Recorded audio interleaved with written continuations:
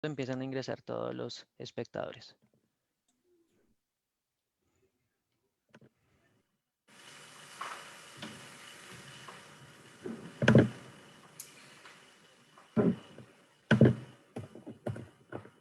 Muy buenos días a todos, son las 9 de la mañana y es momento de comenzar con nuestro tercer día de esta red de conferencias de investigación económica 2020. Y para este particular, la conferencia sobre economía de la informalidad, en la que participa la red de investigadores de economía del Banco de la República, el Banco de la República, la Facultad de Economía de la Universidad del Rosario y Colombia Científica.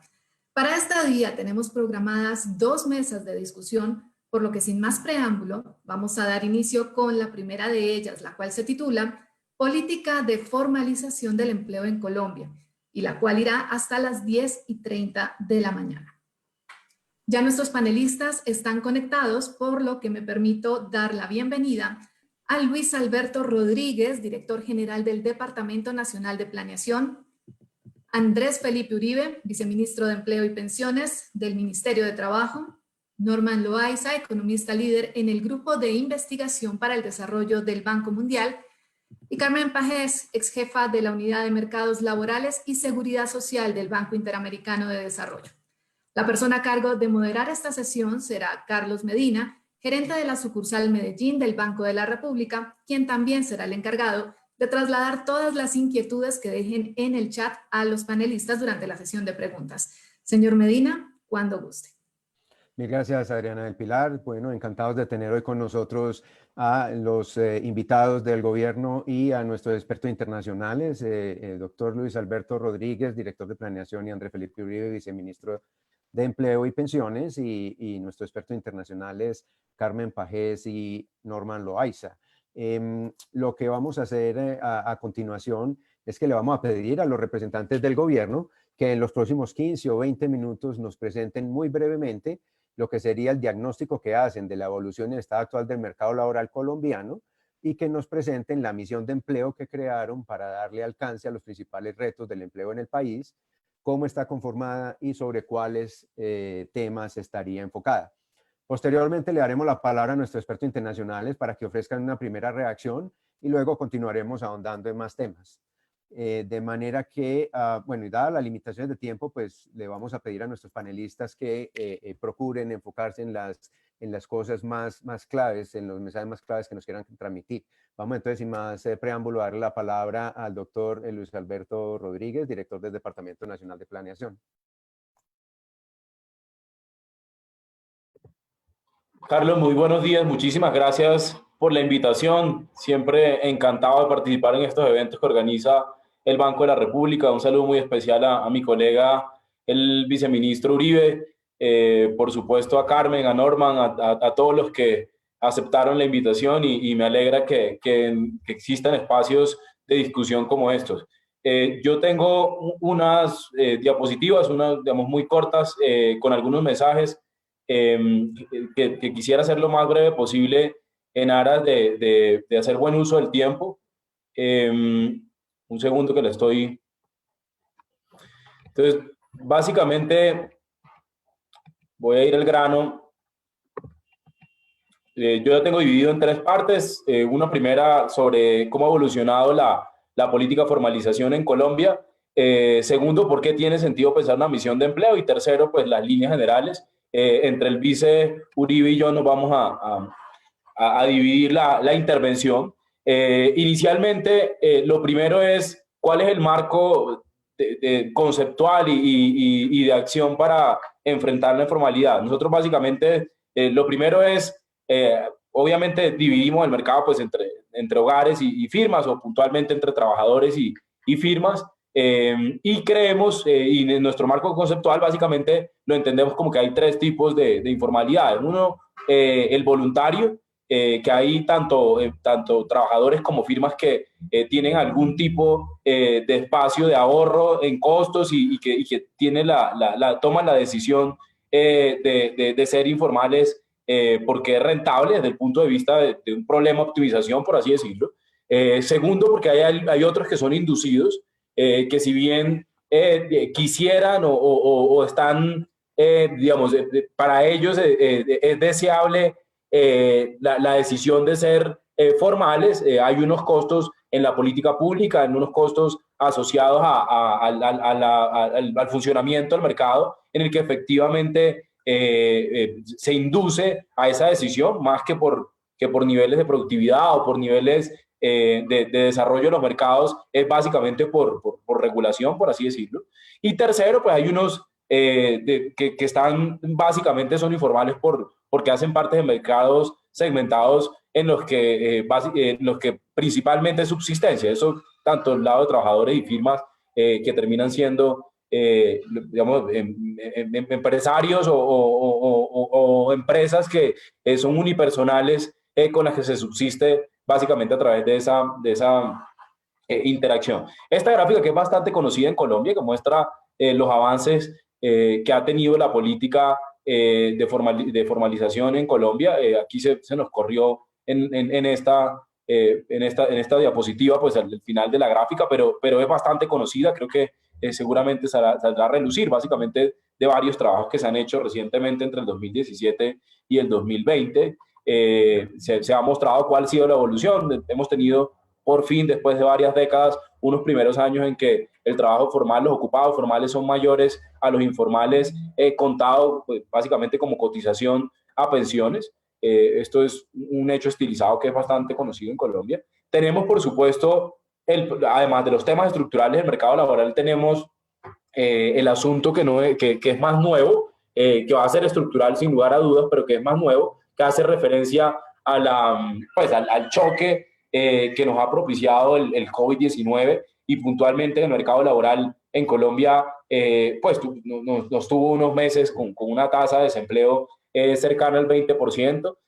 Afortunadamente hemos tenido un cambio de tendencia en eso. El último dato de agosto ya está por debajo del 17, todavía un número escandaloso. Pero para eso les quería contar algunas iniciativas que ha formulado el gobierno, el Ministerio de Trabajo, el Ministerio de Hacienda, el Departamento Nacional de Planeación. Uno de ellos es el programa de apoyo al empleo formal, conocido como PAEF, en el cual hemos subsidiado el 40% de un salario mínimo por cada trabajador que tiene una empresa. Estamos hablando de una cobertura que va por más de 3 millones de empleados, más de 130.000 empresas o empleadores aprobados y un monto de subsidio que ya va cercano a los 3 millones de pesos. Hemos hecho otras medidas, pero solo quería mencionar rápidamente eso.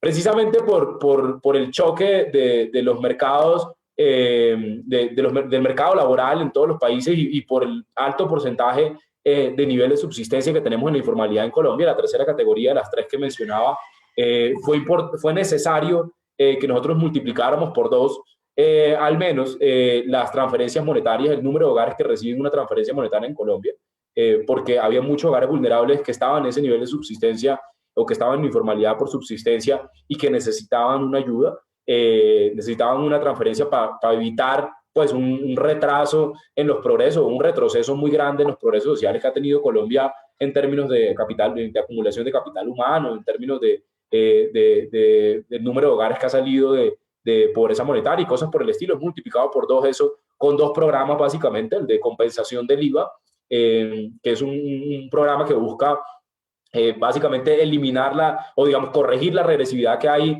en el impuesto a las ventas en Colombia o valor agregado, que como es ampliamente documentado tanto internacionalmente como nacionalmente, es un impuesto que es altamente regresivo por los bienes que en Colombia tienen y en el mundo en general, por los bienes que normalmente se les carga este impuesto. Eso lo creamos, llevamos 1 millón de hogares durante la pandemia, creamos el ingreso solidario que llega a 3 millones de hogares. Eso fue lo que nos permitió pasar del 38% de los hogares antes de la pandemia con una transferencia monetaria a más del 80%, 89% para ser más exacto. ¿Por qué una misión de empleo? Porque si bien el asunto de informalidad ha venido mejorando, todavía no es no está completamente resuelto. El tema del asunto de la tasa de desempleo en Colombia tiene un problema estructural. En el 2015, desde el 2015, tenemos malas noticias mes tras mes, trimestre tras trimestre. Gran parte de ello explicado por el proceso de desaceleración que tuvo Colombia entre el 2014 y el 2017, para ser más estrictos. Técnicamente en todo momento del crecimiento económico fue menos que el T-1, si uno lo mira por trimestre, por mes, por año, eso se vio pues casi en todas las series, entre el periodo 2017 y el 2014-2017, eso generó un cambio estructural y hemos tenido, por ejemplo, un aumento en la tasa de desempleo considerable desde el 2015. Eso son razones suficientes, más allá de las que tampoco va a entrar en este detalle. Tenemos rezagos, obviamente, en los avances que hemos tenido en formalización. Ahí tenemos brechas entre urbano-rural. Tenemos, por supuesto, una relación muy estrecha entre esa informalidad y la acumulación de capital humano y puntualmente los años promedios de escolaridad, que también son ampliamente conocidos. No voy a entrar en detalle, pero con la gran encuesta integrada de hogares eso se viene evidenciando hace varios años. Tenemos una relación, por supuesto, digamos, hay una cantidad de correlaciones entre las tasas de pobreza departamental y los niveles de informalidad, pues porque pues, son variables que son absolutamente relacionadas, obviamente. El nivel de informalidad tiene menores ingresos y por lo tanto los hogares, pues por supuesto, tienen mayores niveles de pobreza. En los registros de micronegocios también tenemos suficiente evidencia por el lado de las empresas y de los micronegocios, puntualmente de la informalidad, que va muy pegada. Estamos en ese nivel de subsistencia, por así decirlo. Y para terminar, pues, ¿por qué necesitamos una misión de empleo? Pues básicamente teníamos asuntos estructurales que necesitan discusiones. Mostraba que desde el 2015 Colombia tiene un problema en la tasa de desempleo que cuando arrancó el 2020 parecía que empezaba a ceder esa tendencia, pero desafortunadamente llegó el COVID y se necesita pues tener un análisis tanto de corto, mediano y largo plazo. Y para eso sacamos la misión, la dirige el Ministerio de Trabajo y el DNP hace la Secretaría Técnica. Eso lo arrancamos en abril de este año y va hasta agosto del 2021, perdón. La misión básicamente busca dejar algunos instrumentos y proponer algunas estrategias y mecanismos de seguimiento, siempre teniendo de fondo que las discusiones de mercado laboral tienen como 3 niveles, tanto corto, mediano como largo plazo. Esa ha sido una solicitud explícita del presidente y esos son como los principales contenidos que tenemos. Primero, de protección social al trabajador. Obviamente, todos los asuntos que tienen que ver con protección social están absolutamente relacionados con el funcionamiento del mercado laboral. En Colombia, puntualmente, la forma de financiamiento de cada uno de los rubros y de los bienes y servicios que reciben los trabajadores está asociado, por supuesto, al pago de la nómina y cosas por el estilo.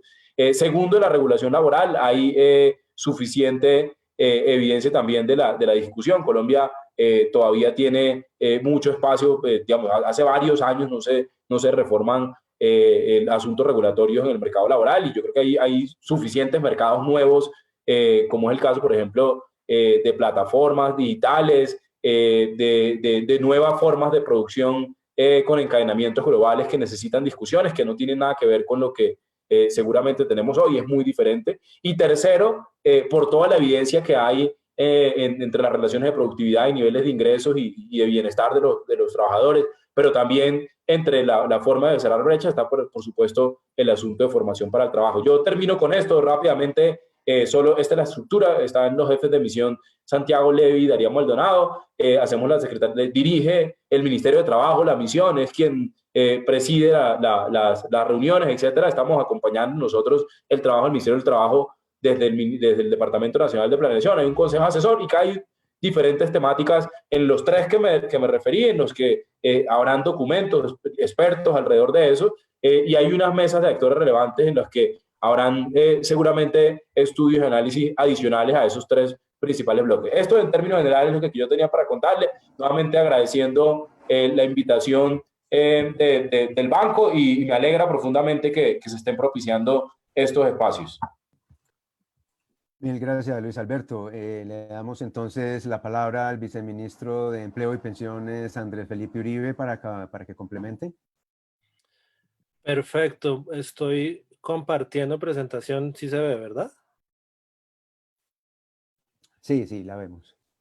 Perfecto. Voy a dar una par de cifras, digamos, de contexto, muy basado, muy complementario de lo que nos acaba de exponer el director de Planeación Nacional. Digamos que es clara el panorama laboral de los últimos tiempos. Ya teníamos una tendencia creciente de desempleo desde 2016 y por supuesto esta coyuntura de la pandemia, pues nos está dando una cifra muchísimo más alta. En el ponderado de enero a agosto tenemos una tasa de desempleo del 17%. Se me pasaron dos, ok. Este año en particular que hemos visto, este año la tasa de desempleo no necesariamente recoge toda la información del impacto de la pandemia. Necesitamos es ver la cifra de ocupados, de los puestos de trabajo que se han ido perdiendo, porque no todos se van al desempleo, muchos salen del mercado laboral y se van a los inactivos. Así que la tasa de desempleo no necesariamente recoge la historia completa. Aquí vemos algo más preciso, que es el número de ocupados mes a mes. Vemos que tocamos fondo, por decirlo de alguna manera, en el mes de abril, y como ya había mencionado Luis Alberto, hemos tenido una recuperación de aproximadamente 3 millones de ocupados entre abril y agosto, que esperamos se refuerce en el marco de la reactivación, de una reactivación responsable. Que lo que nos convoca hoy es la informalidad, que obviamente es un tema tan o más complejo que el desempleo mismo. Y vemos cómo por sector económico es muy heterogéneo el indicador de informalidad, y siempre tenemos que hacer énfasis en un sector como el rural, que tiene una tasa de informalidad del 87% a nivel nacional. Vemos que transversalmente es un gran problema la informalidad, pero hay sectores como el sector rural donde se exacerba el tema de la informalidad. De hecho, las tasas de empleo en el sector rural y en las ocupaciones agropecuarias es baja, el empleo es alto, pero la informalidad es sumamente alta. Esto como para poner un contexto de la realidad del mercado laboral colombiano. ¿Cómo se han movido estos formales e informales en el empleo este año de pandemia? Vemos que el efecto sobre el empleo informal ha sido mucho más alto, ha sido el doble que el efecto sobre el empleo formal comparado con el trimestre de junio-agosto del año anterior. Es decir, se confirma algo que las observaciones de años anteriores ya indicaban, pero que la pandemia ha puesto en mucho más relieve, y es que el informal, por supuesto, es mucho más vulnerable a los ciclos económicos, y sobre todo a un ciclo coyuntural y tan fuerte como el que estamos viviendo actualmente. Vemos que comparando trimestre junio-agosto con el del año anterior, los informales representan más de 2 millones de trabajos perdidos contra aproximadamente 1 millón de los formales. Aquí tenemos un indicador que recoge un poco de la historia de los últimos años, y es cómo los jóvenes que entran en la formalidad sustituyen de alguna manera a los informales de mayor edad que se tienen que seguir desempeñando en esas condiciones. Teníamos una especie de tasa de reemplazo relativamente alta en años anteriores. Por cada 100 informales entre los 55 y 64 años, teníamos 140 jóvenes entrando a la formalidad en un año como 2016. Esa tasa se ha venido ralentizando, y seguramente cuando tengamos el indicador de 2020 vamos a ver que ese ritmo no lo hemos sostenido en los últimos años, pero por supuesto en un escenario de reactivación deberíamos recuperar esto para corregir la senda histórica de la informalidad. Antes de que tengamos las conversaciones que vamos a tener, yo quería introducir un punto muy importante para nosotros, y es que estos temas, si bien estamos destacando la coyuntura, hay causas estructurales tanto para el desempleo como para la informalidad, y muy bien lo decía el director de Planeación Nacional, la misión está dirigida a esos puntos estructurales. La productividad en el país, la productividad laboral y en general la productividad de los factores es muy baja. Ahí vemos los porcentajes de los últimos años, todos aportándole relativamente poco al crecimiento del PIB. Tenemos problemas estructurales, y en lo que se refiere al enfoque del Ministerio del Trabajo, y lo podemos hablar más adelante, una causa estructural que debemos atacar, o que estamos atacando para el desempleo y la informalidad, es la poca pertinencia en la formación del talento humano, que es algo de lo que les voy a comentar ahora muy brevemente. Entonces, volviendo primero a lo coyuntural, también seguramente volveremos a este tema más adelante, pero la principal medida que les quería comentar es que revivimos el beneficio económico del mecanismo de protección al cesante.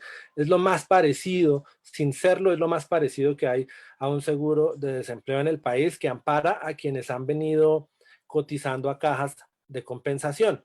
hemos tenido aproximadamente 215.000 beneficiarios en lo que va desde abril para acá, desde que comenzó la pandemia. Revivimos un beneficio económico para quienes habían venido cotizando a Caja y perdieron su empleo, tengan acceso a un auxilio que era de aproximadamente 2 salarios mínimos repartido en 3 cuotas mensuales.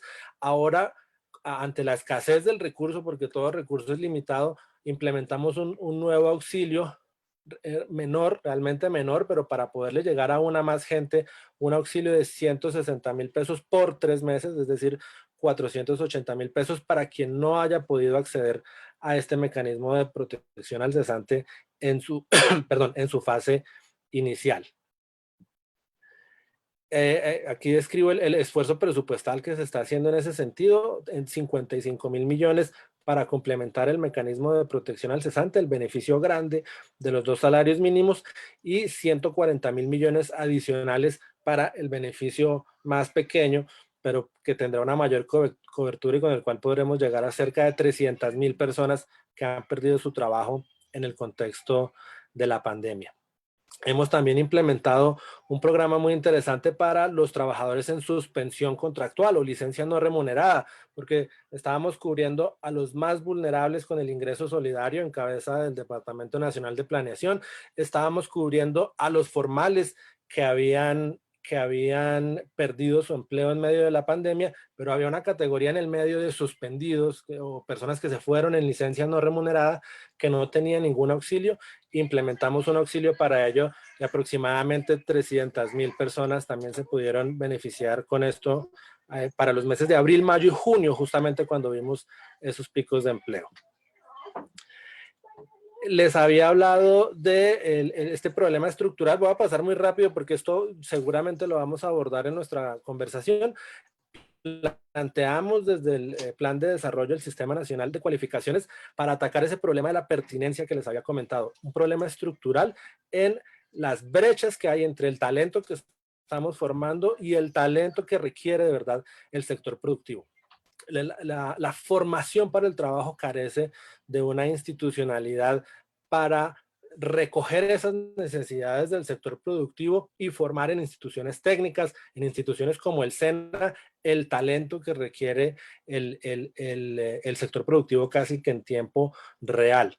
Y con esto voy cerrando. Otro tema de discusión también a nivel estructural es algo que seguramente ya muchos han escuchado, el piso de protección social.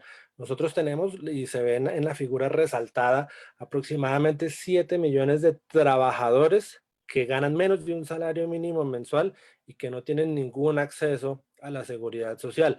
No están ahorrando para su vejez, no tienen ninguno de los beneficios del sistema contributivo de la seguridad social, porque por su dedicación a tiempo parcial ganan menos de un salario mínimo mensual. Creamos el mecanismo del piso de protección para que, a pesar de estar en ese nivel de ingreso, su empleador, su contratante, haga un aporte para que empiece a ahorrar a través del mecanismo complementario de ahorro para la vejez, como son los beneficios económicos periódicos, los BEPS, que es el mecanismo que creó la Constitución en 2005 para esta población vulnerable. Quien tenga un empleador o un contratante le impone a ese empleador la obligación de hacer la contribución. Por supuesto que hay muchas personas en la informalidad que no tienen un empleador y para ellos el piso de protección va a ser voluntario porque no se les puede imponer a ellos mismos una obligación de ahorrar cuando no hay capacidad. Esto va a redundar en una mayor cobertura de los beneficios económicos periódicos que, como hoy los conocemos, tienen un nivel, entregan unas anualidades vitalicias aún bajas. Vemos que ha crecido, pero la anualidad, es decir, esto es el valor mensual de la anualidad, está alrededor de 130.000 pesos, es bajo, pero entre otras cosas porque depende mucho de la capacidad de ahorro del propio trabajador.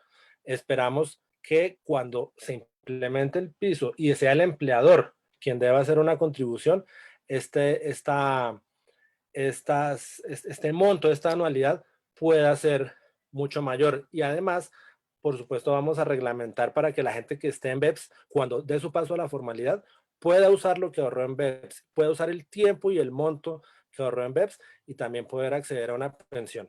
Aquí muy someramente los principales temas estructurales en este marco de la informalidad de nuestro mercado laboral y bueno, y bienvenida a la discusión. Muchas gracias.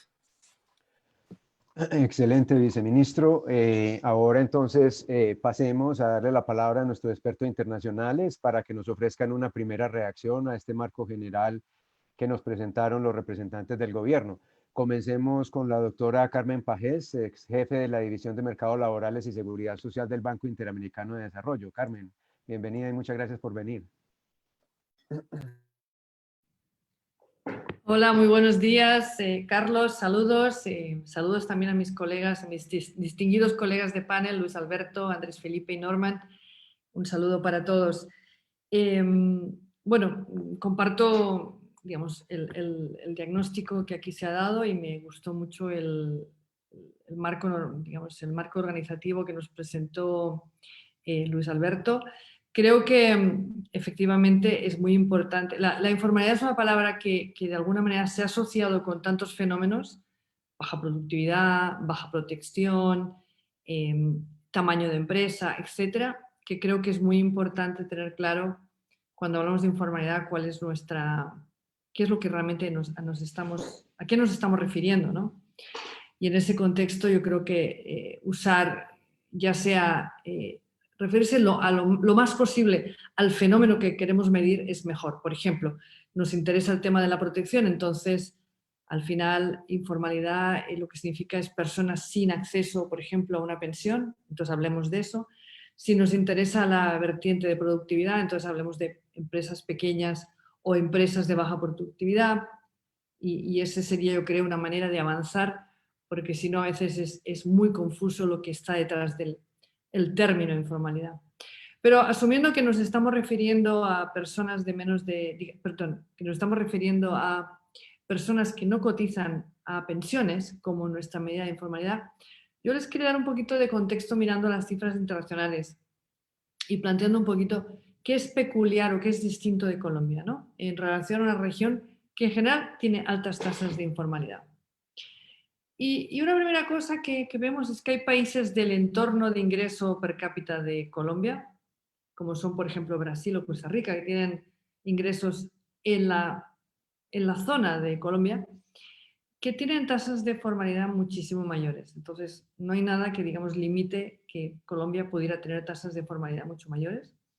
Cuando uno compara qué hace Colombia distinto a Costa Rica o a Brasil, se da cuenta que no es tanto la informalidad entre los asalariados, es la informalidad, de hecho, entre los cuentapropios. Algo muy curioso o digamos, notable es que solo un 15% de las personas que trabajan por cuenta propia en Colombia están afiliadas a una pensión, mientras que en Brasil y Costa Rica son, digamos, respectivamente 37 y 45%. Entonces, siempre cuesta más afiliar a los cuentapropias, pero en Colombia básicamente casi nadie contribuye. Y el segundo dato que creo que es lo que debería fijar mucho la atención de la misión es que donde Colombia realmente es muy atípico es que tiene una proporción de trabajadores por cuenta propia altísimo. Una proporción que según los datos del SIMS, del Sistema de Información del Mercado Laboral del BID, alcanzaría, digamos, a un 46% de la fuerza laboral está por cuenta propia. Y eso está casi a la par, es mucho mayor que todos los países de América Latina, exceptuando Bolivia, que tiene una tasa que tiene un nivel de ingreso muchísimo menor al de Colombia. Entonces, algo es muy atípico. Y solo para dar la importancia de ese dato, si Colombia tuviera el porcentaje de cuentapropias que tiene Costa Rica o que tiene Brasil, que son mucho menores, tendría una tasa de formalidad que sería muy superior a 10 puntos más. Entonces, estamos hablando de que ahí están, digamos, cuando uno mira de una manera comparada, ahí es donde están los focos de informalidad. El hecho que tiene muchísimos cuentapropias y que muy pocos de estos contribuyen. Entonces, Ahí hay dos temas como para enfocar políticas. Primero, ¿por qué Colombia no es capaz de atraer a más informales a contribuir? Es decir, ¿qué mecanismos tiene hoy en día el país para que un informal pueda contribuir? Un cuenta propia pueda contribuir. ¿Es eso fácil? ¿Es difícil? ¿Se lo estamos poniendo atractivo? ¿Se lo estamos poniendo que lo pueda hacer sin problema? ¿Le estamos dando la información que requiere? Seguramente la respuesta es que se puede facilitar más ese proceso. Y segundo, y también muy importante, ¿por qué Colombia tiene tantos cuentas propias? ¿No? Y eso sí es algo como muy atípico. Y quiero terminar aquí, estoy segura que tendremos tiempo de discutir más, pero Colombia es muy atípico en dos cosas. Colombia es el único país de la región que tiene altísima informalidad y altísimo desempleo. Como una nota constante, estructural en su... Algunos tienen una y no otra, pero en Colombia están las dos. Y entonces uno puede pensar, bueno, tengo muchos cuentas propias porque en Colombia hay un nivel de entusiasmo por el emprendimiento gigantesco, es decir, muy atractivo ser emprendedor, puede ser, pero también puede ser porque es muy difícil ser asalariado. Y cuando miro también el alto nivel de desempleo, me convence más la explicación de que probablemente es muy difícil ser asalariado. Entonces, ¿por qué en Colombia es tanto más difícil que en otros países ser asalariado? Eso es parte de lo que uno tiene que mirar, ¿no? Tiene que empezar a desgranar el cuadro institucional y ver qué es lo que hace particularmente difícil en Colombia ser asalariado. Perfecto, Carmen, muchísimas gracias. Le damos entonces ahora la bienvenida a Norman Loaiza, quien es el otro experto internacional que tenemos hoy con nosotros. Él es experto en el Banco Mundial, líder del Grupo de Investigación para el Desarrollo del Banco Mundial. Norman, bienvenido, muchas gracias y adelante. Muchas gracias, Carlos. Gracias por la invitación. Es un placer para mí compartir esta mesa con tan distinguidos panelistas. Aunque tengo que confesarles que sería mucho más interesante estar con ustedes en Colombia, en vez de hacer mi departamento en Kuala Lumpur. Bueno, yo quiero hacer tres puntos con relación a las presentaciones que se han hecho y en particular con relación a la misión empleo. Y voy a resumir esos 3 puntos con 3 palabras que luego pasaré a explicar. Primero, objetivos. Segundo, complementariedad. Tercero, compensación. Primer punto, sobre los objetivos. Me parece que es necesario que la misión empleo precise mejor los objetivos que tiene como cometido. Se dice en las presentaciones que la meta es mejorar el desempeño laboral, pero me parece que es un objetivo muy amplio y muy general. Se puede entender este desempeño laboral de maneras muy distintas. ¿Cuáles son los objetivos precisos? ¿Se trata de formalizar? ¿Se trata de disminuir el desempleo? ¿O se trata de aumentar el ingreso familiar? Quizás más importante, disminuir la desigualdad del ingreso entre distintos grupos. Ahora que Colombia pertenece al club de las grandes ligas de la OCDE, tendría que comenzar a compararse quizás con esos países también, y Colombia es el país en ese grupo que tiene el más alto nivel de desigualdad y el menor nivel de redistribución del ingreso. Entonces, me parece que es necesario que la misión se fije unos objetivos más claros, por varias razones, porque esto puede dirigir las políticas, orientar las políticas que luego se elijan. También se pueden establecer metas claras, inclusive numéricas.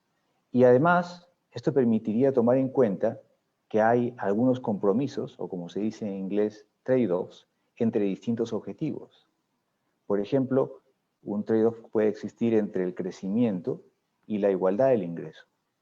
Otro trade-off que parece que estar implícito en las cifras que nos han mostrado y también en el comentario que ha hecho Carmen, es este trade-off que puede haber entre desempleo e informalidad. Precisar entonces los objetivos es el primer punto que quiero hacer. El segundo punto lo resumí con la palabra complementariedad.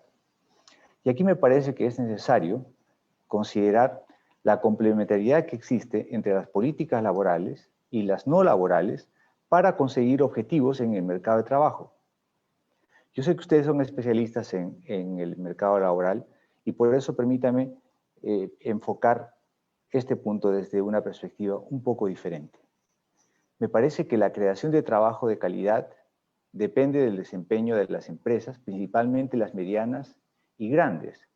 Esto puede ser justamente algo que podría ayudar a aliviar el problema que señalaba Carmen, que es el de que el exceso del número de cuentapropistas o autoempleados en Colombia. La facilidad de hacer negocios es entonces fundamental para que estas empresas medianas y grandes crezcan, aumenten la demanda de trabajo y puedan captar formalmente a esos trabajadores. Colombia no ha progresado mucho en la facilidad de hacer negocios. Y se los digo juzgando por el puntaje y la calificación que tiene Colombia en, por ejemplo, el indicador del Doing Business del Banco Mundial. Actualmente Colombia está en el puesto 67 en el mundo, con una brecha del 30% con respecto a los mejores países. Como ustedes seguramente saben, este índice del Doing Business o hacer negocios tiene varios indicadores y son 10 indicadores y podemos ver en cada uno de ellos cómo está Colombia. Por ejemplo, está bastante bien en conseguir crédito. Los empresarios, las empresas pueden conseguir crédito. Está en efecto en el puesto 11 en un grupo de 190 países. Está mal en comenzar negocios, donde ocupa el puesto 95, y en conseguir infraestructura como electricidad, el puesto 82. Y está muy mal en temas como la facilidad para pagar impuestos, en el puesto 148, y en el indicador sobre el cumplimiento de contratos está en el puesto 177 de 190. O sea que en esos respectos, Colombia está muy por debajo de lo que se podría esperar. Colombia sí ha mejorado en los últimos 10 años. De hecho, se ha apreciado en la última década que la brecha con respecto a los mejores en hacer negocios se ha cerrado, pero solamente en 5 puntos porcentuales. Como comparación, les doy algunos países que están en este grupo elegido de la OCDE y otros países como los que están en esta región tan dinámica que es el este asiático. En Polonia, Turquía y Vietnam, el indicador de Doing Business ha mejorado en más de 10 puntos porcentuales en la década pasada. O sea, el doble de lo que ha mejorado Colombia. El punto que quiero hacer aquí, en este segundo tema de la complementariedad, es que las reformas aisladas tienden a fracasar. Las reformas holísticas o comprensivas tienen una mejor posibilidad de éxito.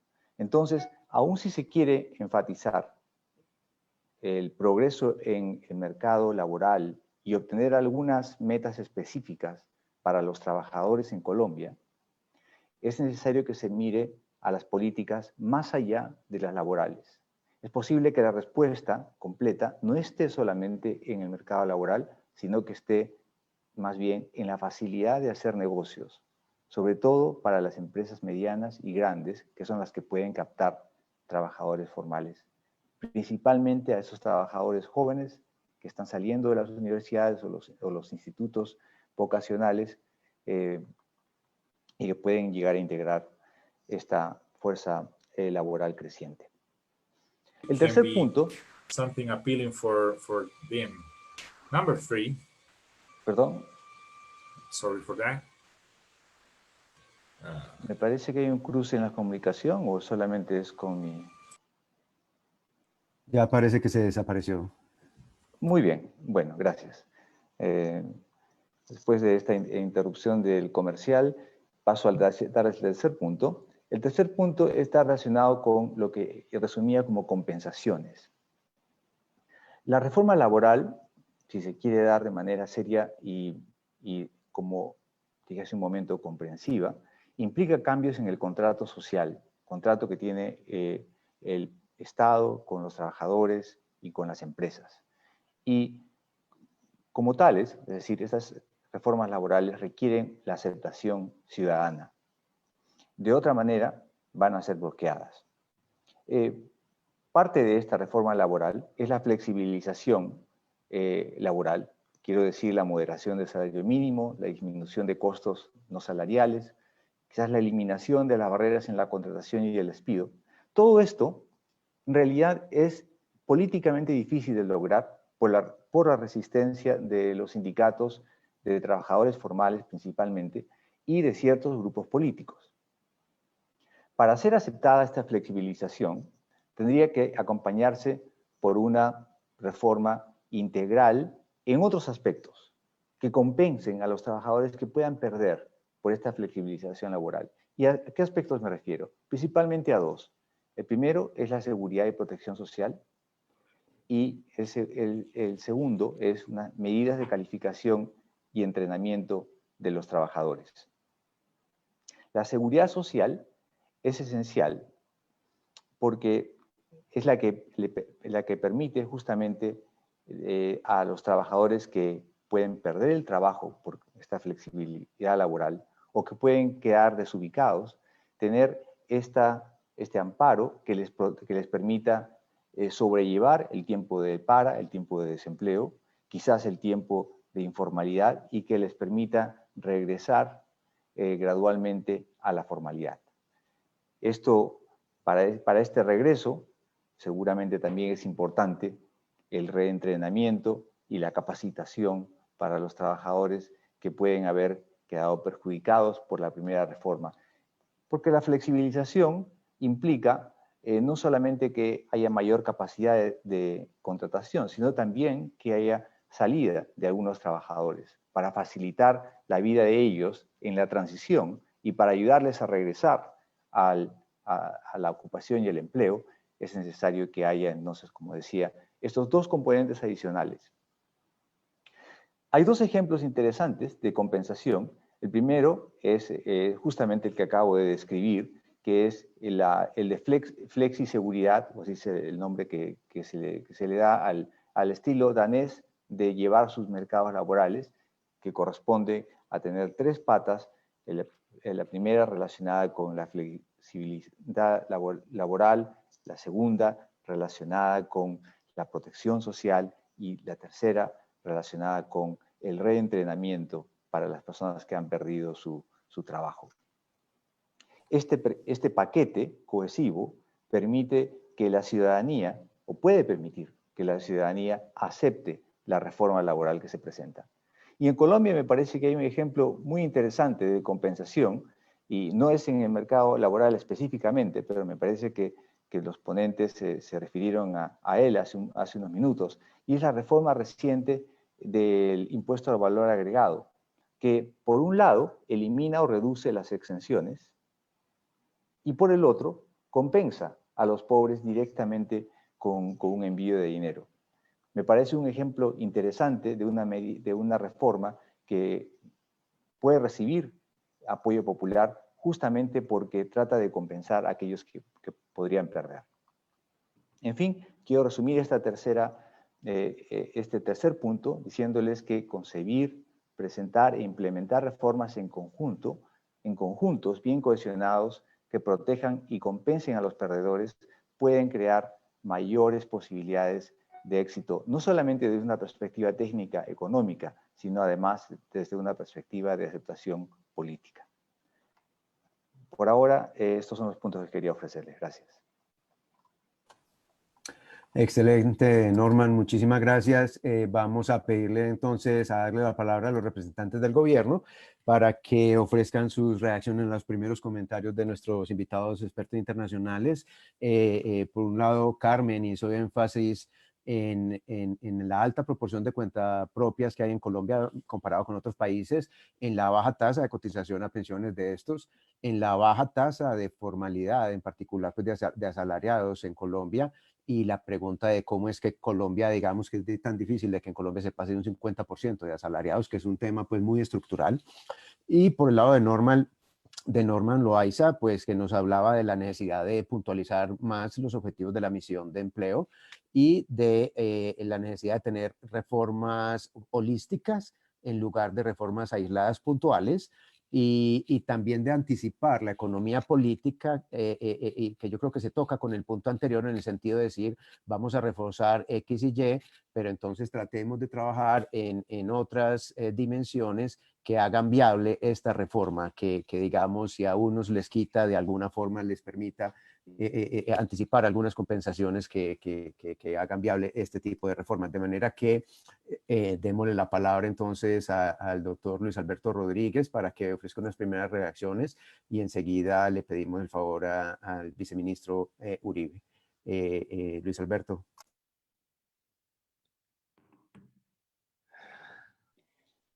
¿Quién va primero? Si quiere, sigue Andrés Felipe y enseguida entonces le damos la palabra al director del DNP. Perfecto. Bueno, Norman, que no lo había saludado, un placer conocerlo. Muy relevante lo que dice en el sentido de que hay que atacar las condiciones estructurales que muy seguramente van más allá del mercado laboral, con lo cual estoy completamente de acuerdo. Cuando habla de una reforma o de un conjunto de reformas estructural, evidentemente el mercado laboral muchas veces sufre las condiciones de otros aspectos de la economía y no es necesariamente una reforma al interior exclusivamente del mercado laboral la que solucione todos los problemas. Por eso lo primero que uno mira cuando trata de explicar estos altos índices de informalidad, esos altos índices de desempleo, son indicadores como el de productividad. La productividad laboral y la productividad de los factores ha sido históricamente baja en Colombia, no ha mostrado mayores signos de recuperación en los últimos años. Cuando uno va a mirar causas estructurales del desempleo, efectivamente va a encontrar muchas por fuera del mercado laboral. Siempre hemos hablado de infraestructura, siempre hemos hablado, como muy bien lo decía Norman, también de la capacidad de tener un sistema de contratos que se honre, no solamente en el mercado laboral, sino en todo sentido, y que eso nos pesa en los mercados internacionales. También mencionó, y aquí es donde quiero hacer énfasis, el tema de la formación. Porque, ¿qué sucede en nuestras observaciones y en observaciones que se han venido haciendo desde hace muchos años en Colombia? Y es que hay una desconexión muy clara entre el talento humano que están produciendo nuestras instituciones, no solamente las que conocemos la mayoría de nosotros, no solamente lo que conocemos como instituciones formales de educación como las universidades, sino las instituciones técnicas que fomentan habilidades necesarias para el ahorro, para el aparato productivo, y hay una brecha muy grande entre lo que están formando y lo que de verdad necesita la economía. Entonces, cuando yo me formo para algo que no sirve, o no consigo trabajo o me tengo que emplear en cualquier cosa. Y emplearme en cualquier cosa es casi siempre sinónimo de ser informal y sinónimo de estar en un trabajo poco productivo. Entonces tenemos que bajar a esas condiciones estructurales de la informalidad en Colombia. Allí les hablaba del Sistema Nacional de Cualificaciones. Es un nuevo intento en el país por darle una institucionalidad clara a la formación para el trabajo. Norman lo mencionó en el contexto del reentrenamiento y por supuesto que es válido en el contexto del reentrenamiento, pero necesitamos arrancar desde la base, desde la identificación de esas brechas de talento humano que no le están permitiendo hoy a los colombianos, a los jóvenes principalmente, pero a colombianos de cualquier edad, en formarse en algo en lo que sí los van a contratar. Es algo tan sencillo como eso, pero es algo que no estamos haciendo efectivamente. Formar a la gente en algo en lo que efectivamente los van a contratar. Es el trabajo que venimos haciendo en buena parte con apoyo precisamente del BID. Tenemos un crédito del BID que nos va a permitir construir la plataforma de información que va a permitir hacer esa conexión y con prospectiva de lo que necesita el aparato productivo y del talento que tenemos que formar. Es un trabajo conjunto que venimos adelantando con Presidencia y con el Ministerio de Educación para lograr esa pertinencia, formarme para algo que sí sirva. En cuanto a una anotación muy pertinente que hacía Carmen, en cuanto al origen de la informalidad y la relevancia en esos índices del cuentapropismo, es muy importante, que es otro frente de batalla, digamos, en este contexto, es promover la asociatividad entre los cuentapropistas, tanto a nivel urbano como a nivel rural, porque efectivamente, y es algo que hemos visto constantemente en las mediciones de formalidad y en los análisis de la seguridad social, es mucho más difícil para alguien que no tiene un empleador que haga aportes por uno, hacer esos aportes a la seguridad social, y eso es claro, eso es sumamente claro en el cuentapropismo. Entonces, hay que crear estos modelos de asociatividad en el sector trabajo. Bajo la tutela del Ministerio del Trabajo tenemos la unidad de organizaciones solidarias, la unidad administrativa que promueve la asociatividad a lo largo del país.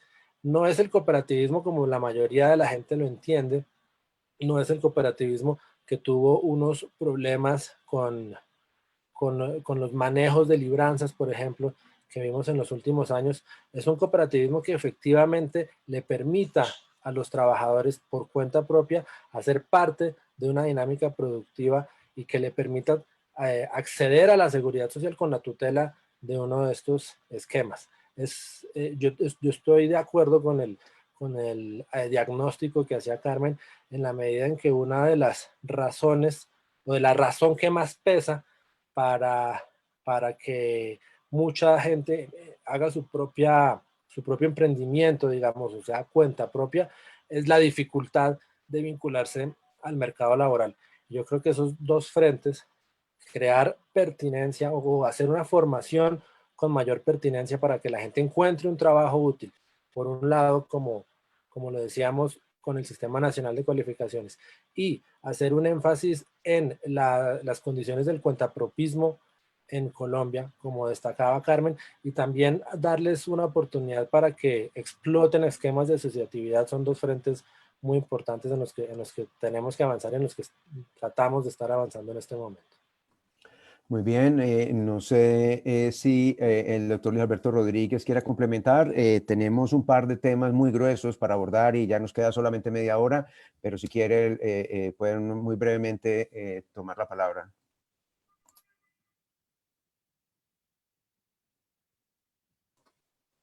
Sí, Luis Alberto. Ok, vamos entonces, mientras tanto, a compartirle a los participantes un tema que creo que es muy importante, y es el de los efectos del sistema de protección social que tiene el país. Colombia tiene un sistema muy robusto que ofrece alternativas a la población informal en materia de seguridad social, tanto en salud, en pensiones, auxilios monetarios. O sea, tenemos el régimen subsidiado, tenemos los BEPS en pensiones, tenemos familias en acción, ingreso solidario, cuotas monetarias, etcétera. Quisiéramos que los panelistas nos digan cómo leen los efectos de estas intervenciones en la formalidad del mercado laboral colombiano. Por ser un tema pues importante, que es uno de los que ya todos de alguna forma se han referido, quisiera que tal vez el viceministro Uribe comenzara por decirnos si han pensado revisar algo. Ya este tipo de intervenciones y sus efectos en el mercado laboral han sido revisados hacia atrás. Si han pensado complementar las reformas que se han hecho hacia atrás de alguna forma, y cuáles son como este tipo de intervenciones en la seguridad social del mercado laboral que digamos ustedes tienen, que más los preocupan y que más creen que ameritan atención. Y posteriormente entonces vamos a pedirle el concepto a nuestros expertos invitados y por supuesto al doctor Rodríguez. Yo partiría de dos cosas que ya hemos venido trabajando. Primero, el mecanismo de protección al cesante, y es un tema que también Norman destacó en algún momento en cuanto a la protección a las personas que pierden su empleo. nosotros tenemos, o lo más parecido que hemos tenido en la institucionalidad colombiana se llama mecanismo de protección al cesante. Este incluía un beneficio económico a la que la Corte Constitucional le quitó una fuente de financiación muy importante en una sentencia el año pasado y lo revivimos en el marco de emergencia este año. Ese es un tema que, si bien hemos abordado en el marco de emergencia, requiere efectivamente de una mayor discusión de aquí a futuro. Necesitamos un mecanismo de protección para el desempleado. Es lo único que nos permitió este año, pero insisto, dentro del marco de emergencia, dentro de las facultades que tuvo el gobierno nacional, nos permitió darle un auxilio a más de 200.000 desempleados este año y un auxilio complementario que esperamos llegarle a 300.000 más en lo que resta del año. Pero necesitamos trabajar, en el sentido de tu pregunta, necesitamos trabajar en algo más permanente en este sentido. Necesitamos hablar de fuentes de financiación, necesitamos hablar de una mayor cobertura, necesitamos hablar finalmente de cómo hacer que quienes hoy están en la informalidad también tengan la oportunidad de acceder a la formalidad y a beneficios como este. Entonces yo creo que el tema de la protección al cesante es un tema que desde esta coyuntura debe seguirse discutiendo muy pronto para dar una cobertura más permanente en cualquier situación, no en medio de una emergencia como la que enfrentamos este año. El otro punto en temas de protección es el piso de protección. Es el primer paso que hemos dado para darle alguna protección a quienes hoy es informal. No los convierte en formales, pero les da una protección que hasta hoy no tienen aproximadamente 7 millones de trabajadores en Colombia. Está en proceso de implementación, ya se expidió el decreto, entra a regir el 1 de febrero, pero y como bien lo destacaban los panelistas, estos temas efectivamente son muy sensibles políticamente. Este ni siquiera es un mecanismo completo de seguridad social. De hecho, no reforma de ninguna manera el esquema de seguridad social que hay hoy en día. Es un mecanismo complementario para quien no accede a la seguridad social hoy en día, y aún así ha generado una gran polémica con los grupos de interés que efectivamente Norman señaló en su exposición. Entonces eso nos pone de presente efectivamente lo complejo que es implementar cualquier tipo de reforma. Y allí es donde la misión de empleo es clave. Yo creo que la misión de empleo lo que está haciendo es abrir este espacio de discusión para que inmediatamente el próximo año sepamos cuáles son las principales soluciones que nos podemos plantear. Si bien la misión va hasta agosto del próximo año, nosotros estamos haciendo un trabajo de priorización de temas, de priorización de objetivos, como también nos lo decían los panelistas, porque hay que tener objetivos puntuales claros, y estamos priorizando objetivos para que de aquí a fin de año tengamos unas victorias tempranas, por ponerlo de esa manera, y saber qué podemos implementar desde el primer semestre del próximo año. Si lo reglamenta el gobierno, si tenemos que ir al Congreso, pero tener esos puntos claros muy pronto, de aquí a fin de año, en la medida de lo posible, para avanzar con un paquete de medidas que haya sido previamente discutido en el marco de la misión. Yo creo que esa es la importancia de la misión, poner esos temas de presente y ver si el camino que estamos siguiendo con el piso de protección se puede profundizar, o si por ese lado ya llegamos a donde queríamos llegar y tenemos que priorizar otros temas. Todo eso va a ser muy, muy importante en la discusión abierta que demos en el marco de la misión. Perfecto. No sé si Luis Alberto Rodríguez quiera mencionar algo, o si no pasamos y le damos la palabra a Norman Loaiza. Norman, si quieres, entonces, dinos cuál es tu opinión sobre este tema de la seguridad social. El viceministro abordó dos intervenciones claves: mecanismo de protección al cesante y el piso de protección.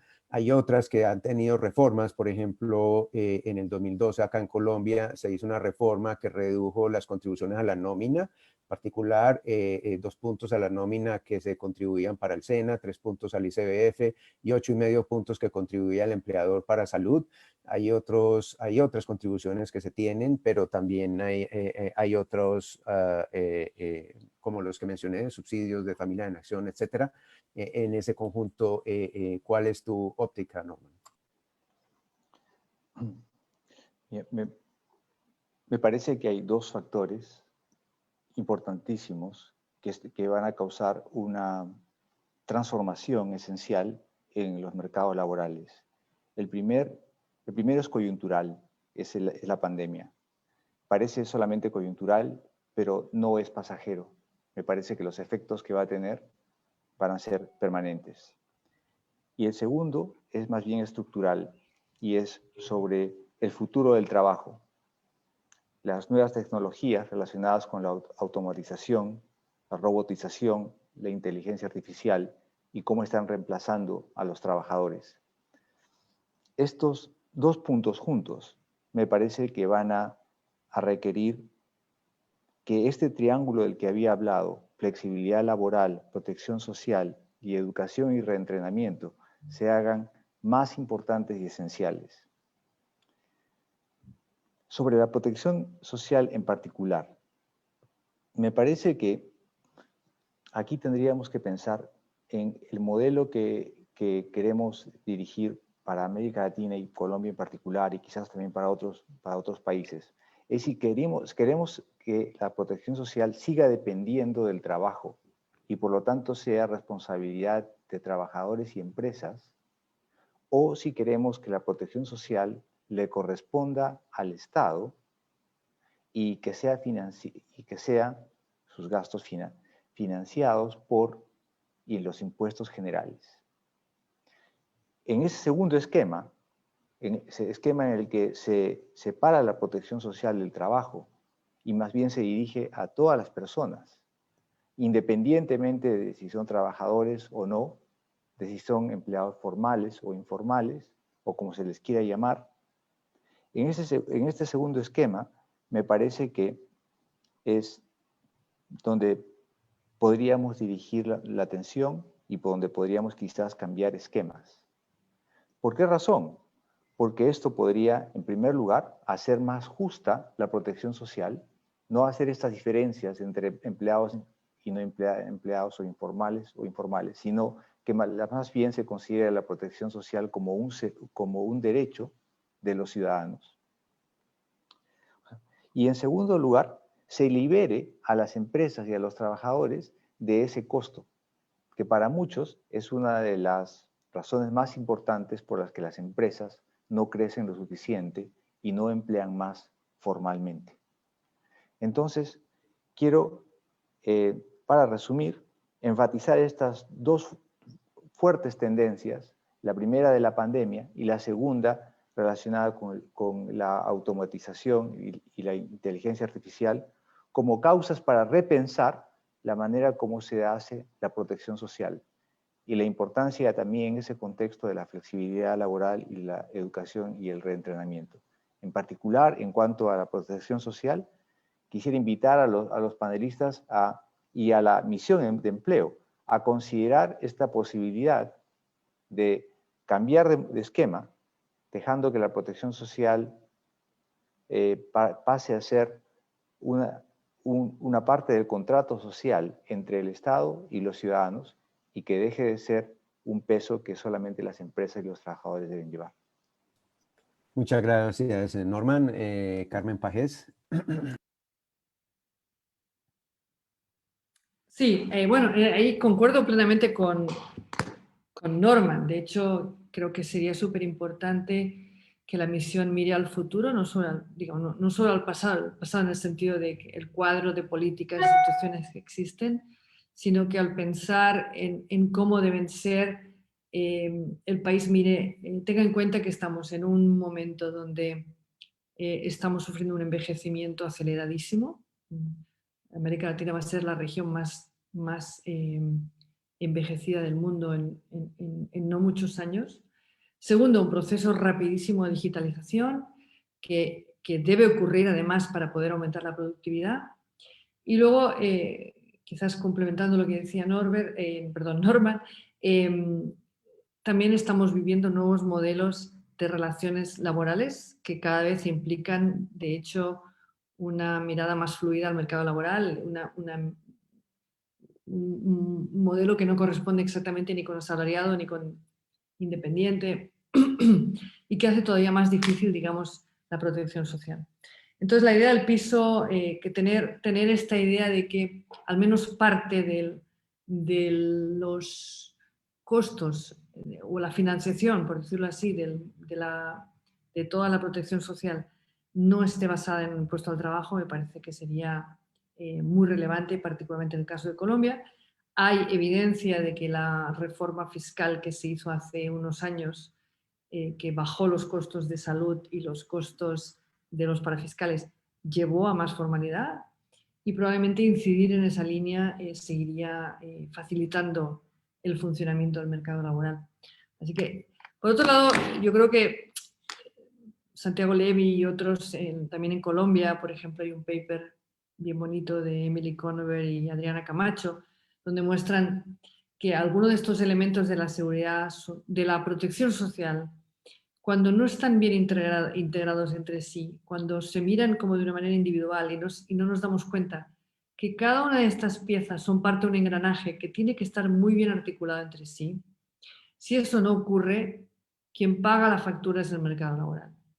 Entonces, efectivamente es precioso aumentar la cobertura de salud, es algo que tenemos que hacer en todos los países, lo hemos visto en el contexto de la pandemia, es terrible que la gente no tenga seguro, pero cómo lo hacemos importa. Si, por ejemplo, lo hacemos de tal manera que contribuir al sistema ya no sea atractivo, obviamente estamos favoreciendo la informalidad cuando la miramos como cuánta gente contribuye al sistema contributivo.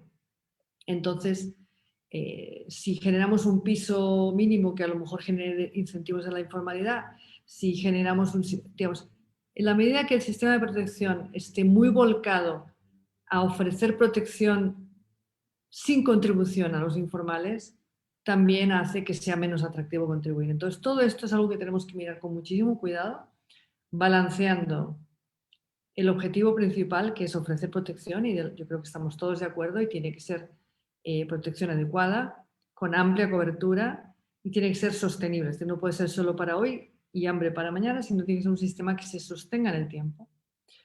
Entonces, esto nos va a forzar a reformas muy importantes en muchos de los programas que constituyen el aparato de protección social, tanto dentro de cada uno, pensiones, seguro de desempleo, como cómo se articulan entre sí, ¿no?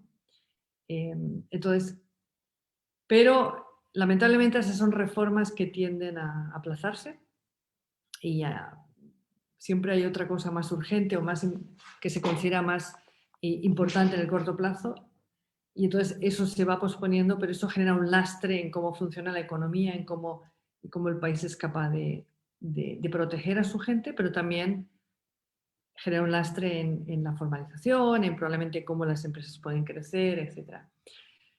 ¿Cómo acotar eso en el contexto de la misión? Es complicado porque son temas muy amplios, ¿no?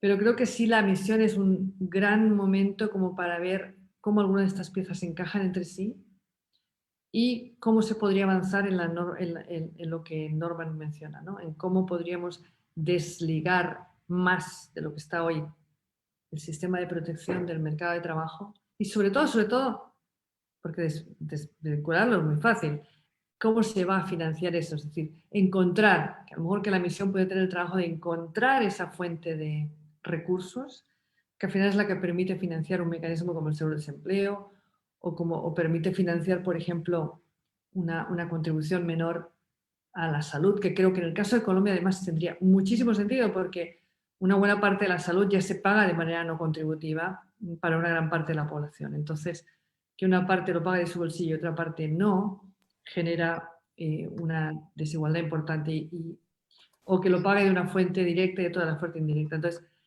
que se pagara la salud a partir de impuestos generales o otro tipo de fuentes de ingresos que se identificaran. Más allá del impuesto al trabajo, creo que sería muy, muy recomendable. Perfecto, Carmen. Bueno, voy a entonces a ponerles un último punto sobre la mesa y a pedirles que nos den una última recomendación. El último punto tiene que ver con el hecho en que pues en Colombia se ha argumentado que existe una brecha entre la productividad de la mano de obra menos calificada y el nivel de salario mínimo legal, al punto en que alrededor del 65% de los ocupados, o sea, estamos hablando de alrededor de 14 millones de ocupados, ganan el salario mínimo o menos. ¿Cómo interpretan el gobierno, la misión y nuestros invitados esta característica del mercado laboral y qué intervenciones consideran implementables? Esto tiene mucho que ver con la formación para el trabajo y con la, digamos, formación en capital humano en general. Entonces, un punto es este, que es el de la brecha, digamos, o digamos, qué tan binding está el salario mínimo en nuestro mercado laboral. Y a renglón seguido les quiero pedir el favor de que nos digan qué intervención ustedes sugerirían priorizar. O sea, hay muchos frentes, está el tema de pensiones, está el tema de los subsidios distorsionantes, cuál, contribuciones laborales, calidad, cobertura de la educación.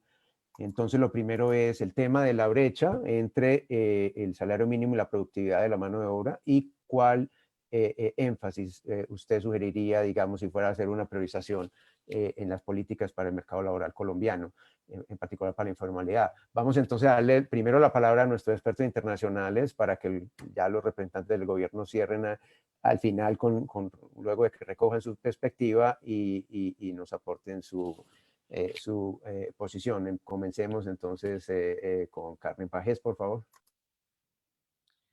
Carlos, yo creo que estás haciendo una pregunta muy importante y al mismo tiempo muy difícil, pero déjame un poco que te lo...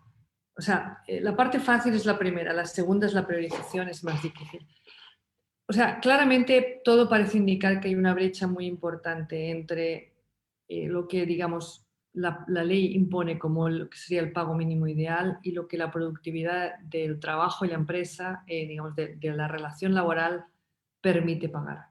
En este momento parecería que para como tú mismo decías, 60% de los trabajos no es posible, digamos, pagar el salario mínimo más todo lo que implica ser formal, ¿no? Todos los costos de la formalidad. Entonces, cuando tenemos esa brecha nos tenemos que plantear dos cosas. Uno, podemos hacer algo con ese piso mínimo que nos hemos formado. Y si ese piso mínimo, en el caso de ese salario mínimo, es lo que políticamente se considera deseable que una persona gane, bueno, hay otras maneras de hacerlo que no sean necesariamente con un salario mínimo. Se puede hacer como se hace, de hecho, en varios países, con un impuesto negativo al trabajo. Es decir, si queremos que una persona tenga ese piso mínimo, se lo podemos pagar, por ejemplo, como en vez de cobrarle un impuesto, le podemos dar un subsidio hasta un cierto nivel de ingreso para asegurarnos que tiene ese piso mínimo. ¿Qué ganaría eso en respecto a lo que tenemos hoy? Bueno, como ese piso lo paga de nuevo, lo pasamos al Estado y no lo pagan las empresas, ya no es un impedimento para conseguir una relación laboral asalariada. Eso posiblemente haría muchísimo por mejorar el funcionamiento del mercado laboral. Valga decir que el salario mínimo también tiene un peso muy importante en cómo funciona el sistema de protección social, porque muchas, y particularmente las pensiones, digamos que le impone unos obstáculos o unas, no sé llamarle distorsiones, que hacen que también el sistema de pensiones funcione de manera muy inadecuada por el mismo salario mínimo. Entonces, tiene un rol muy importante en el mercado de trabajo y en el sistema de protección. Está bien que el país políticamente quiera tener eso como un sistema de referencia de cuánto debe cobrar una persona, pero la pregunta entonces es quién lo debe pagar. Lo debemos pagar entre todos y, de nuevo, que aporte más a los impuestos a aquellos que tengan más y se transfiere a aquellos que tienen menos o ganan menos a través de un mecanismo como un impuesto negativo y no necesariamente obligando a las empresas a que lo paguen, porque lamentablemente las empresas no lo quieren pagar y por eso no contratan. La segunda parte de la ecuación es subir la productividad. Y eso obviamente siempre está muy bienvenido en cualquier país. La productividad, digamos, a medio plazo y en el largo plazo es la fuente del crecimiento de los países, con lo cual fomentar la productividad es siempre muy positivo. Ahí, muy bienvenidas las normas, que es todo lo que se está trabajando en la misión. Sí que ahí está mi colega Carolina González, que ha trabajado mucho esto y conoce muy bien estos temas. Todo lo que se puede hacer en mejorar la pertinencia, como decía el viceministro, es clave. Todo lo que se pueda hacer en mejorar la calidad es clave. Yo diría que un tema que se debe hacer mucho más es fomentar que las propias empresas formen. Es decir, tú le puedes decir a una empresa, mira, aquí está Juancito. Juancito hoy en día no tiene la productividad que tú requieres, lo sabemos, pero te vamos a dar los instrumentos para que trabajando contigo la podáis crecer juntos. Entonces, mucho más incentivos a que la empresa forme a gente, hacérselo fácil, hacérselo atractivo desde un punto de vista financiero, a través de esquemas quizás de fondos concursables para la formación en empresas. Es decir, todo lo que... Porque eso además fomenta la pertenencia. Si una empresa y un trabajador hacen un plan de formación juntos, ese plan será pertinente. Y eso manda una señal muy fuerte al Estado de cuál es la formación que, si tú me dieras el dinero, yo haría. Siempre, obviamente, cofinanciando para que no haya abuso, ¿no? Entonces, esa sería un poco la respuesta por mi lado. Hay que trabajar los dos frentes. Si el piso no funciona, hay que ver cómo se arregla el piso, mínimo, y aumentar la productividad es una necesidad. Y por cierto, volviendo al tema de Norman, siempre te llamo Norman. La complementariedad es clave. La evidencia sugiere que las políticas de promoción de la productividad funcionan mejor cuando atacan el lado de la enferma y el lado del trabajador simultáneamente, ¿ya? Entonces, las firmas muchas veces no forman porque tampoco saben muy bien qué necesitan. Entonces, políticas, digamos, de asistencia técnica a la empresa combinadas con políticas de formación al trabajador son las que tienen mejores resultados. Perfecto, Carmen. Norman, adelante. Bueno, claramente Carmen es la gran experta aquí en temas laborales y coincido completamente con lo que ella ha dicho en sus recomendaciones. Quisiera quizás ponerlas de una perspectiva un poco diferente y complementarlas, hablando de dos puntos. Primero, nuevamente, sobre el contrato social y segundo, sobre los círculos virtuosos. Me parece que a lo que se refiere Carmen es a un cambio en el contrato social por el que el salario mínimo se transforma en un ingreso básico universal.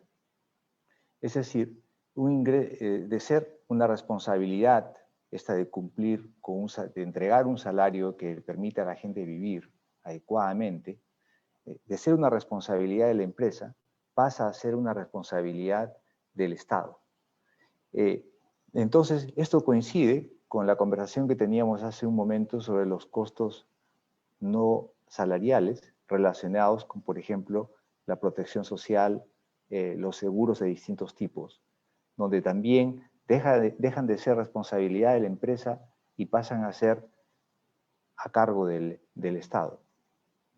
Me parece que esta puede ser una manera de presentar la situación, es decir, que a los trabajadores, en vez de que la empresa les pague un salario que sea lo que el Estado determina, se les pague el salario de mercado y que sean ellos más bien compensados por parte del Estado como para que su ingreso llegue a ser lo suficientemente adecuado.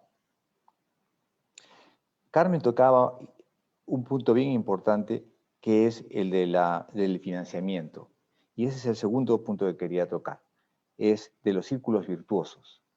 ¿Cómo se financian estos programas que responsabilizan al Estado por estos seguros de varios tipos, la protección social, el ingreso básico universal? Es como que le estamos poniendo toda la carga al Estado. Entonces, ¿cómo se financia esto? Y me parece que aquí la clave es considerar que cuando se eliminan todas estas barreras a la formalización, se invita a trabajadores y a empresas. Se gana eficiencia porque en vez de tener muchos contrapropistas, se tienen a trabajadores laborando juntos y eso se sabe que es mucho más eficiente y productivo que hacerlo individualmente.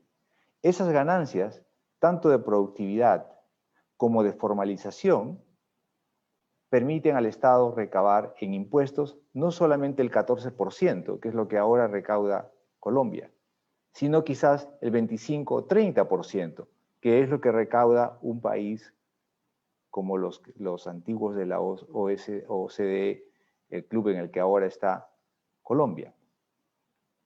Y entonces se crea un círculo virtuoso, por el que la eliminación de esas barreras y la transferencia de tareas y responsabilidades al Estado permiten, a su vez, que el Estado tenga el dinero suficiente como para cumplir con esas nuevas responsabilidades. Y me parece que en ese círculo virtuoso se genera productividad, se genera eficiencia, se genera formalidad. Y puede ser, en efecto, lo que nos lleve a solucionar el problema que en América Latina, que en África, que en el Medio Oriente, que en Sudasia, todavía se tiene de manera muy severa, que es esta combinación de informalidad con ineficiencia. Muchas gracias, Norma. Viceministro Uribe, cuéntenos entonces cuál es su opinión sobre esta realidad del mercado laboral colombiano, de que tenemos alrededor del 60% de los ocupados ganando el salario mínimo o menos, y sobre cómo cree y cómo ya está priorizando el gobierno esta agenda. Claro, yo creo que Carmen lo puso de una manera muy sencilla, muy acertada de explicarlo. Aquí en los dos lados de la ecuación está el nivel del salario mínimo per se y está, por supuesto, un tema mucho más complejo, pero mucho más importante, diría yo, que es el tema estructural de la productividad. Uno obviamente debe moverse en los dos campos, pero suele ser muy cierto que el camino más difícil es el más sensato, y el camino más difícil sin duda es trabajarle a las causas que están reduciendo la productividad o que están impidiendo el incremento de la productividad en el país. Y de hecho Carmen dice dos cosas con las que estoy completamente de acuerdo. Son dos cosas que queremos trabajar en el marco del Sistema Nacional de Cualificaciones, como es la formación en empresa. Nosotros estamos trabajando en habilitar las unidades vocacionales de aprendizaje en las empresas en el marco de nuestro sistema de cualificaciones, y queremos impulsar la formación dual, que también permite que el ambiente de empresa sea directamente el ambiente de capacitación, algo que no está lo suficientemente, lejos de estar lo suficientemente desarrollado en el país. Yo creo que tenemos que atacar esos puntos claves de productividad que no permiten hoy que la gente sea productiva o que le impiden ser más productiva en su trabajo. El otro lado de la ecuación es un lado importantísimo, obviamente, y la preocupación es válida de quien la trae a colación con el nivel mismo del salario mínimo. Nuestra institucionalidad es muy peculiar en ese sentido. Aquí en Colombia tenemos un esquema de concertación de salario mínimo que incluye a los gremios y que incluye a los trabajadores. Y esto es institucional, esto es ley de la República. Así que es un tema en el que, con insumos como el mismo indicador de productividad, con indicadores como la inflación, nos tenemos que sentar todo fin de año a concertar un incremento del salario mínimo. Obviamente, ustedes hemos visto en esta presentación, en esta discusión, hemos visto los niveles de productividad que en realidad no son un argumento para excederse, digamos, de alguna manera con los incrementos, pero igual el principio del proceso es de concertación. Hace 2 años pudimos concertar una tasa con trabajadores y con empleadores, hace 1 año no pudimos, y todo esto hay que llevarlo a la mesa, y esa es una labor de esta comisión de concertación, llegar a un salario mínimo que por una parte responda a las demandas del trabajador desde el punto de vista del poder adquisitivo, y que por otra parte responda a a la capacidad de un empleador de efectivamente ofrecer ese trabajo. Siempre hay que encontrar un balance, es la naturaleza del proceso, es como está nuestra institucionalidad, llegar a esa concertación. Ahora, el salario mínimo no es el ingreso mínimo en Colombia, y tanto Norman como Carmen lo dijeron muy bien. Hay gente que gana menos. Puede existir un salario mínimo, pero efectivamente hay gente que gana menos. Allí en el marco de la emergencia, precisamente hemos generado mecanismos como el ingreso solidario, hemos generado mecanismos como el piso de protección, una vez más, que nos permiten abordar estas realidades, porque el salario mínimo no es el ingreso mínimo en Colombia. Entonces, todos esos factores tienen que entrar en las consideraciones de política que hacemos. Pero sin duda, y con las complejidades que estamos teniendo este año, con el nivel de inflación que de hecho es bajo, no por las mejores razones, pero que es bajo este año, y con los niveles de productividad que se tienen que llevar a la concertación del salario mínimo de fin de año. Perfecto, Andrés. Muchísimas gracias. Vamos entonces a pasar a darle la palabra a todos los asistentes a recibir preguntas del público. Entonces les vamos a pedir el favor que nos digan para quién va la pregunta y la vayan formulando en el icono de preguntas y respuestas. Por lo pronto hay una pregunta, bueno, es muy general, algo ya se ha hablado de esto, y es qué medidas tienen pensadas desde el gobierno para asegurar el trabajo formal. Pues esto es un tema pues muy amplio que hemos venido discutiendo, y hay un par de preguntas, digamos, como en este sentido muy generales. Yo diría que yo le quisiera pues pedir a los panelistas, a ver, aquí empezaron a llegar más preguntas. Una pregunta para Norman y Carmen: si al eliminar las barreras de entrada, costos, contribuciones a la seguridad social, tanto por parte del trabajador como del empleador, para tener más trabajadores asalariados, esa eliminación de barreras implicaría una eliminación del concepto de formalidad. Es decir, ya no tendría sentido el problema de política pública de trabajadores formales versus informales, porque potencialmente todo ciudadano tendría cubiertos sus derechos de salud y pensiones por parte del Estado. Entonces, ¿el problema de política pública sería exclusivo de la formalidad de las empresas? Bueno, está un poquito... Esta es la pregunta pues para Norman y Carmen. De manera que... ¿quién quiere comenzar para reaccionar? Puedo tomar si quieres. Mira, yo siempre doy, y esto no es un ejemplo mío, es un ejemplo de Santiago Levy, pero a mí me gusta mucho. Imaginemos por un momento que las pensiones o la salud fueran como la educación. El Estado le paga la educación a todo el mundo, independientemente de si el papá del niño o la niña trabaja en una empresa A o B, es formal o informal. Entonces, realmente no tenemos el concepto de formalidad en la educación. Si el Estado pagara, por decirlo así, si hiciera responsable, usando más bien la terminología correcta que usaba Norman, si hiciera responsable de salud, por ejemplo, y pensiones y seguro de desempleo, o al menos una parte de, entonces ya no tendría, sería el fin de la informalidad en ese sentido, porque ya todo el mundo sería igual, todo el mundo cobraría, todo el mundo tendría el mismo paquete de beneficios, y todo el mundo aportaría ese paquete en la medida de que se agravarían los ingresos y otras fuentes de riqueza, con lo cual no habría esa distinción. Y por el lado de las empresas tendríamos la informalidad, que el concepto sería básicamente si están registradas o no están registradas, si están pagando o no están pagando impuestos. Y creo que eso también nos daría una medida, nos sería mucho más fácil de alguna manera que como Estado tomar una determinación de que hay que ir a hacer pagar a todo el que tenga ganancias, porque ahora todo el mundo tiene que contribuir a ese paquete, digamos, universal de beneficios, ¿no? Entonces, me parece que sería mucho más transparente, nos ayudaría mucho, mezclaría muchas menos cosas y sería más fácil. Creo que tendría muchas ventajas desde muchos puntos de vista. Hay que encontrar la fuente de financiamiento. ¿Y Norman? Me parece que Hay algunas barreras que se pueden eliminar y otras que no se pueden eliminar.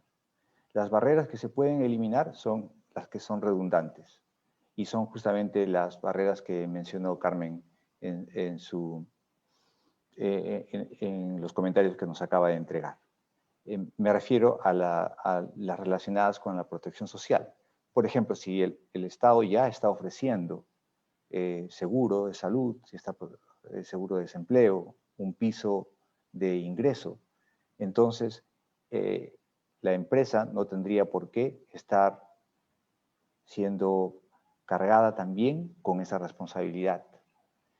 Esa barrera se puede eliminar. Esa barrera se puede eliminar porque es redundante. Y en la medida que se disminuye esa barrera, entonces se invita a la formalidad. Se hace más fácil la formalidad y en efecto la diferencia entre formalidad e informalidad se vuelve menos relevante.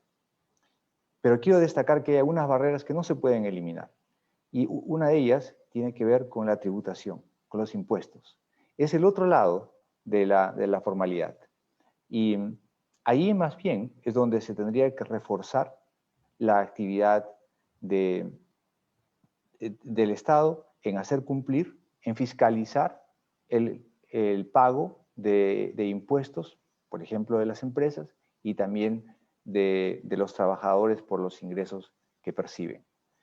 Y aquí hay, como decía hace un momento, una brecha muy grande entre lo que se logra, ese 14% de impuestos en total que percibe el fisco colombiano, y lo que podría y tendría que percibir si quiere cumplir con todo este grupo de responsabilidades que llegaría a tener. Entonces todavía existe, al menos en el lado tributario, una diferencia entre formalidad e informalidad, aun cuando se hayan eliminado todas aquellas barreras que son redundantes. Y aquí quisiera hacer un punto final quizás, y es el relacionado con la eliminación de estas barreras. ¿Es suficiente eliminar barreras para que exista la formalidad? Bueno, me parece que esto es como, para usar una analogía, es como decir que vamos a abrir la puerta para que la gente entre a la casa. Bueno, es bueno abrir la puerta, es un primer paso, pero la gente va a querer entrar a la casa y quizás vivir en ella si la casa está en buen estado, si la casa no está en ruinas, si la casa está ordenada. Y a lo que me estoy refiriendo, mediante esta analogía o metáfora de la casa, es a la formalidad. Si la formalidad ofrece los beneficios que debiese, en cuanto, por ejemplo, al cumplimiento de contratos, en cuanto, por ejemplo, al buen ejercicio de la ley y el orden. Si estos beneficios de la formalidad son suficientemente atractivos, entonces la remoción de barreras van a crear suficiente incentivo como para que la formalidad avance lo necesario. Y se cree ese círculo virtuoso del que hablé hace un momento, que aumenta la productividad, aumenta la eficiencia y también la formalidad. Muchas gracias, Carmen y Norman. Otra pregunta que tenemos para el viceministro Uribe: ¿por qué las contribuciones al piso mínimo de cotización no deberían de ser consideradas como una condición de formalidad? Gracias, Carlos. Yo creo que no queremos distorsionar el concepto de formalidad que manejamos hoy en día. Es un estándar considerar que el acceso o la cotización a pensión es uno de los estándares, pero es el que más comúnmente usamos, que la cotización a pensión es lo que me hace formal. El piso de protección es un mecanismo sustitutivo, es una alternativa para quien no tiene la capacidad. Yo no pensaría que el ideal es que la gente perteneciera al piso de protección. Ni siquiera es el ideal que alguien que entre al piso de protección se quede allí toda la vida. Por el contrario, lo que vamos a trabajar o lo que estamos trabajando, es un mecanismo de movilidad en el que alguien que por las circunstancias que sea pertenezca al piso de protección, cuando tenga la oportunidad de pasar a la formalidad, pueda llevar tiempo y ahorro a un esquema de pensión. El piso de protección no es una herramienta laboral, es como su nombre lo indica, un tema de protección social, es de llegarle a alguien con algún mecanismo, a llegarle a alguien que hoy no tiene ningún acceso a la seguridad social. Entonces yo no igualaría el piso de protección a las condiciones de formalidad. Es un paso hacia ella, eso sí lo es un paso hacia ella, es una contribución, es una tabla de salvamento a alguien que está en la formalidad, que no tiene ninguna protección, pero es un primer paso. Yo no igualaría eso a los indicadores de formalidad como hoy lo vemos. Además, porque sería un poco ocultar el problema de la formalidad si tratáramos de sustituir esa definición con la del piso. Yo creo que el problema lo tenemos que seguir viendo de la manera transparente que nos refleja la gravedad del problema hoy en día. Muchísimas gracias, viceministro.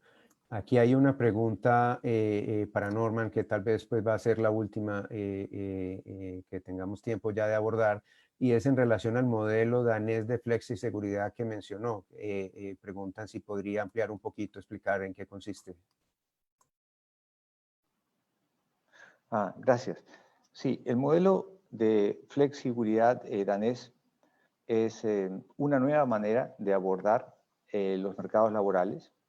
Es una manera de lograr que haya tanto flexibilidad en la contratación y despido de trabajadores para que la economía sea dinámica y a la vez atender las necesidades de la gente que sufre en esta transición entre el empleo, la informalidad y el desempleo.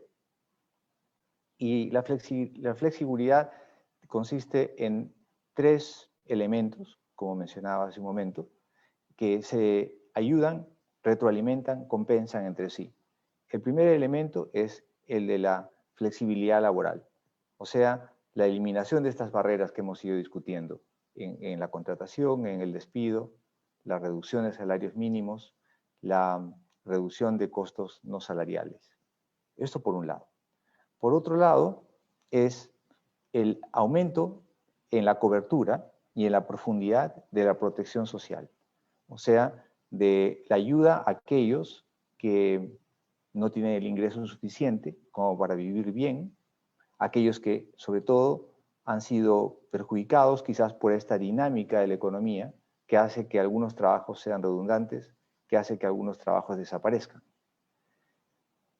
Y el tercer componente es el de ayudar a estas personas que han perdido en las transiciones, en las dinámicas de despidos y de renovación de firmas, a que vuelvan al mercado laboral, a que regresen al mercado laboral y que lo hagan vía el aumento de su productividad, es decir, vía la educación y el entrenamiento, en algunos casos hasta reentrenamiento, porque es posible que los trabajos que perdieron ya no existan más, las ocupaciones, porque la tecnología puede haber cambiado y entonces se requieran un distinto tipo de habilidades. Ese es el tercer componente. Y ha mostrado este esquema ser muy resistente, muy resiliente frente a los choques que ha enfrentado la economía danesa.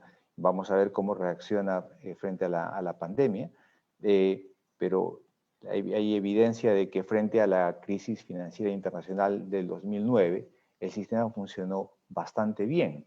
¿Y a qué me refiero con bastante bien? A que hubo unas tasas de desempleo que momentáneamente fueron muy altas, pero luego se resolvieron con bastante facilidad porque las empresas se pudieron recuperar y en esa recuperación basaron parte de su nueva actividad en la contratación de trabajadores.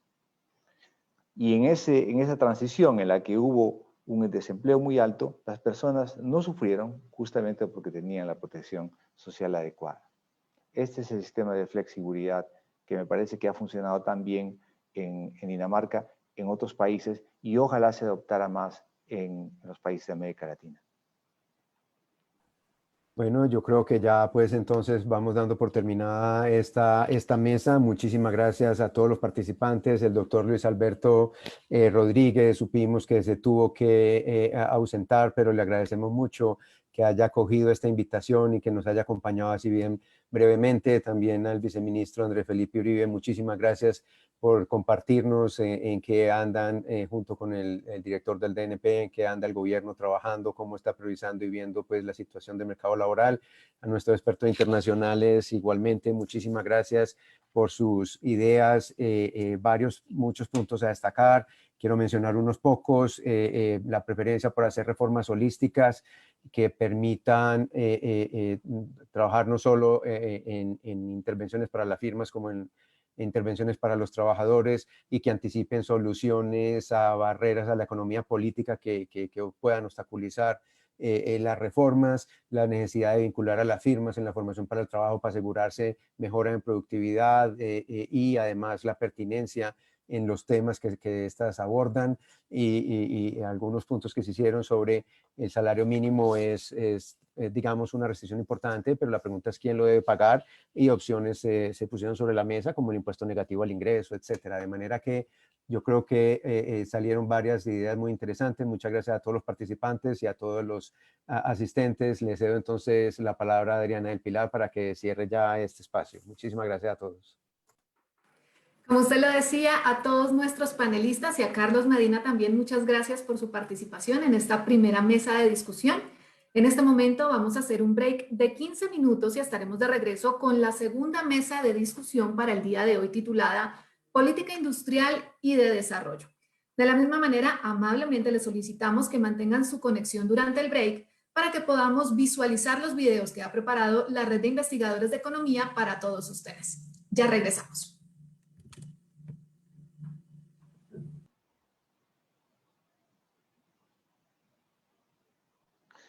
Gracias, Carlos. Gracias, Felipe.